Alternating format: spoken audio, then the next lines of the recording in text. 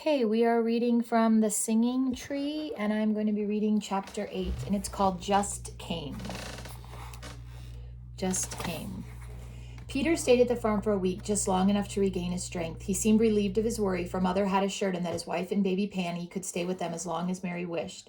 Mary's parents, the old Vidors, were too poor now to take on an extra burden, and Peter's farm, no matter how small, was too large a task for Mary to run alone. He left as stealthily as he had come, and a week later a small pink card proclaimed that he had fared well. Mother was reading the card over Mary's shoulder, stroking her hair. "You see, Mary dear, he is all right. Now you can smile again and get well." "He will never be all right again, Mrs. Nagy," whispered Mary, reaching for Mother's hand. "This man, he was not my Peter. He was a stranger I don't know, and, God forgive me, I cannot love." Mary, don't say that. He was only tired and discouraged." Mother comforted her, knowing even while she spoke that Mary was right. Much more was wrong with Peter than exhaustion and discouragement. There was hatred in Peter's heart, lashing out blindly at everything that seemed half secure in this war-torn country. "You are safe. What are you worrying about?" Peter had glowered at her. "Mr. Nagy has enough money to buy himself a nice, soft spot somewhere behind the trenches. After the war, he will come home, the hero, and make slaves of us again. Ride around on his fine horse while we do the work, we, the peasants." "Peter," Jancy had cried out, his face white from the shock. "You can say that about my father?" "Yes, and about that fine friend of yours, too, that Jew. I wish he had left me alone. I don't want favors from him. The profiteer growing fat and rich on us. The old spider sitting in his store waiting for the money we have earned." Jancy would have hit him then, but for the long look Mother gave him. That look, so gentle, so full of pity, had arrested his hand and sealed his lips. "You don't know what you are saying, Peter, sighed Mother. "Uncle Moses has been like a good father to the whole village. Ask anyone." "I don't have to ask," said Peter. "I know what the soldiers are saying at the front. He is no Uncle Moses to me. They make a profit on all of us while we fight for them." Mother took Jancy's arm and they left the room. They didn't speak. What was there to say? Somebody had poisoned Peter's soul against those who had been good to him all his life. Into Jancy's mind flashed the words Father had said. The stampede, the mad whirlwind that sucks in men and spits out crippled wrecks. Crippled in body and soul, Jancy thought then with an understanding far beyond his years. "Poor Peter," he said aloud, and Mother pressed his arm. "I knew you would see it that way, son. I only hope the war ends before this poison has spread too far. But look," she smiled then, "one of your bears wants something." She had called the Russians bears since she first laid eyes on them. They followed Jancy around, trampling behind him in their big clumsy boots, trying to understand. It actually says trying to understanding what he was saying, but I think it should say trying to understand what he was saying. Uncle Moses was right, though. The horses and farm tools, the cows, chicken, and sheep formed the first link of understanding. A few weeks after they had come, they knew the Hungarian words for everyday things all around the ranch, and from then on they learned very fast. When the sheep were driven in for winter quarters, Jancy tried to show them how the feeding troughs and water fountains were arranged. Grigory, he seemed to be the boss, calmly pushed him aside. "Me do," he said, and in no time the folds were in order. "Me do" became a byword on the farm. "Haul in wood and chop it? Me do," Nikolai would say. "Feed and clean animals? Me do." And Sergei sprang into action. "Milk the clouds? Me do," Stana had declared soon after plowing was done, and me do it was from then on. Grigory had taken charge of baby Panny with such determination that Mary surrendered the child to him the moment he appeared. And here's a cute picture of him holding the baby. Face and hands scrubbed red, a large apron of Mother's tied around him. His clumsy, callous hands became light, gentle, as if he were holding a fragile flower. Big Peter and Bigger Peter, as the family had labeled the two Russian Peters, had been shepherds in Russia. They lived and slept in the fields, leaving their charges only long enough to eat their meals. The only person who held out against the authoritative me too of Grigory was Kate. Her chickens were her chickens, and that was all there was to it. "You are a nice Russian, Grigory," she said to him one day, "but leave my chickens alone. You don't know anything about chicken raising." "Ho, Grigory no chicken. Grigory do," he laughed. "Oh, no, you won't. These are not Russian chickens."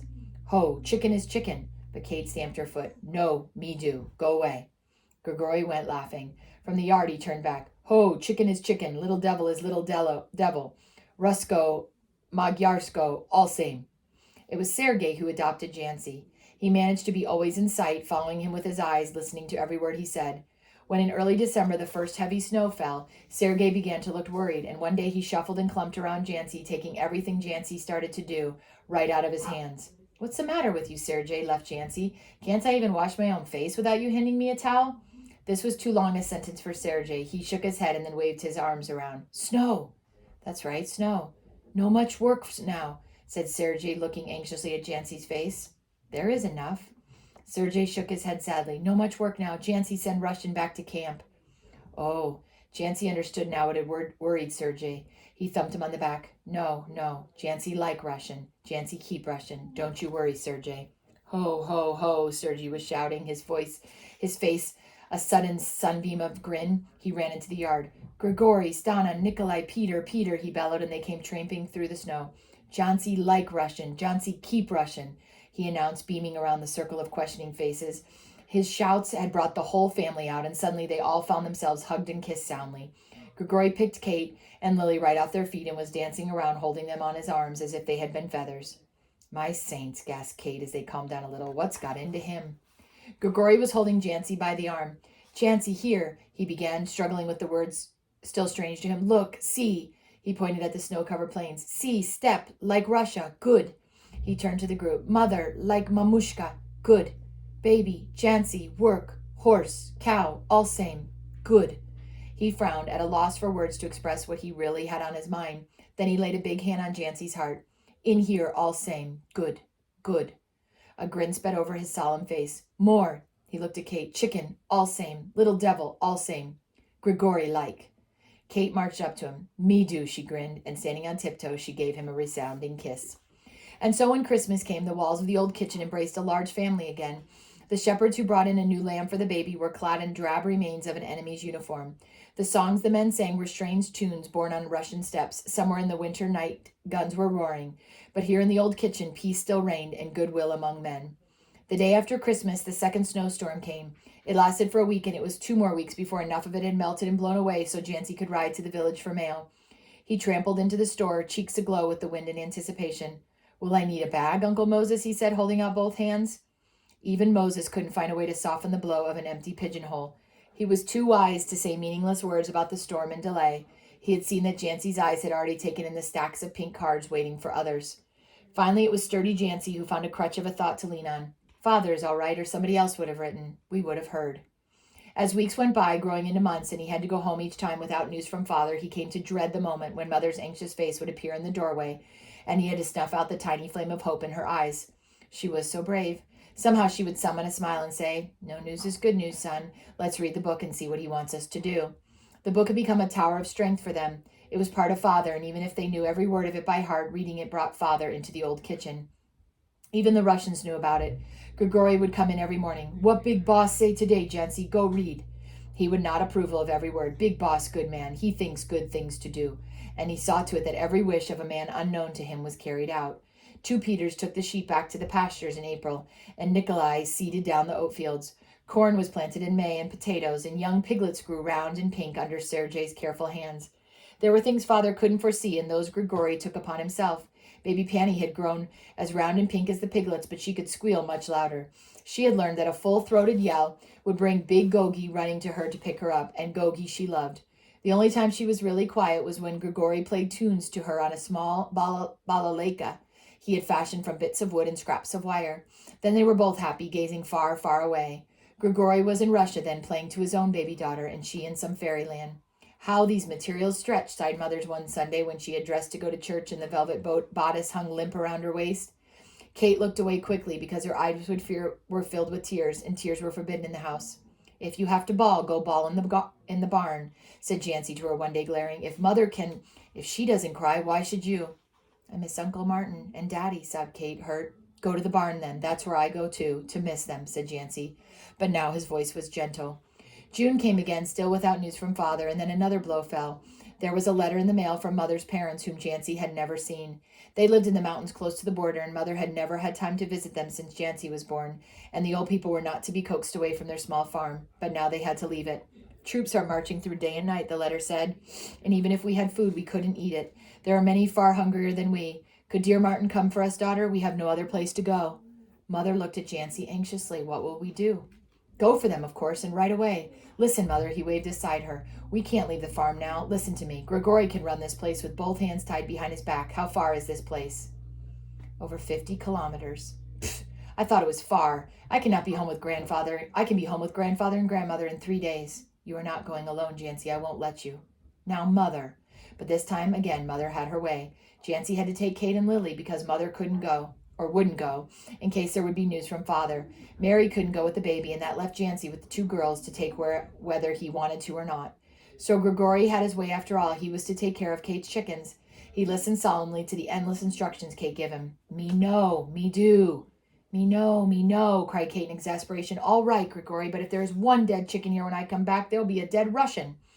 Grigori laughed. Me no dead chicken, no dead Russian, me do. 2 days later, they started off, and the wagon was loaded with enough food to last them a month. Uncle Moses had given Jancy a map and explained over and over how to follow it. He gave Jancy a letter to friends who lived on the way with whom they could stay. With a little luck, you won't have to stop but once overnight at Abel Bloom's. Your horses should be able to travel 25 kilometers in a day easily. Mother, of course, was full of last-minute misgivings, and had Jancy listened to her, the whole expedition would have been called off. Only this time he didn't listen, but sat stony-faced, impatient, until Mother ran out of words. Then he came to life. Yes, Mother, see you in 3 days from now, and he cracked his whip over the horses. Over the road between the grain fields, across the ferry, past the corrals, and then into the mountains they went. Neither of them had ever been farther north than the corrals, and now new scenery opened before their eyes at every turn on the road, which cut through forests, past small villages and towns, and going uphill nearly all the time. Beautiful, isn't it? Exclaimed Lily, when the road swung around the side of a wooded mountain and the whole world seemed to be spread out below them. Houses were tiny white dots on the green slopes, villages no more than a cluster of white. The river wound its blue, shimmering ways around the hills, and clumps of trees on the horizon stretched the towering line of the Carpathian Mountains. Jancy, while he had to admit that it was beautiful to look at from where they were, heartily disapproved of the idea of living in a place like this. Imagine trying to plow one of those A-wire fields, or having mountains look in your window all the time. Not for me. Bad for horses, too. Up and down, up and down. The horses didn't seem to mind, but went along contentedly. When noon came, they found themselves near the village. Uncle Moses had marked on the map with one word, eat. They rested and ate in the shade of a tremendous oak tree close to a clear, chattering brook. Kate filled the jugs with fresh water, and then they started up again. In spite of Jancy's grumbling, the road persisted in going up and up and up, and when the sunset came, the sun was far below them, and haze covered the valleys with purple veils. Ahead, lights began to twinkle, and then they were driving down a strange street. Jancy stopped at a small, homey-looking store to ask where Abel Bloom lived.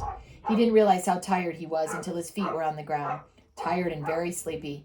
Kate and Lily had fallen asleep long ago. A lot of help they are, he grumbled and walked into the store. I am Abel Bloom, said the tall, aging man, taking the letter Jancy pushed under his eyes by the way of inquiry.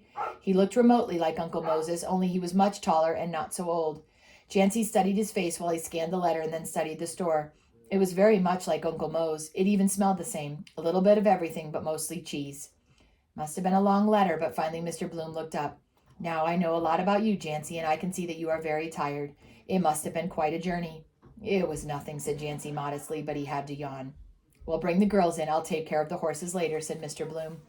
Jancy sighed with relief. Mr. Bloom was truly like Uncle Moses. He didn't fuss. He simply got down to business.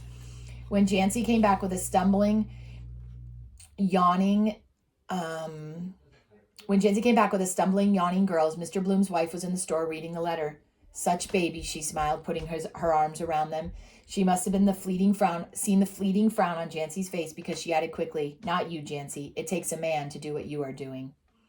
And we're going to stop there, and that is about halfway through chapter 8. And I will do a second half for chapter 8.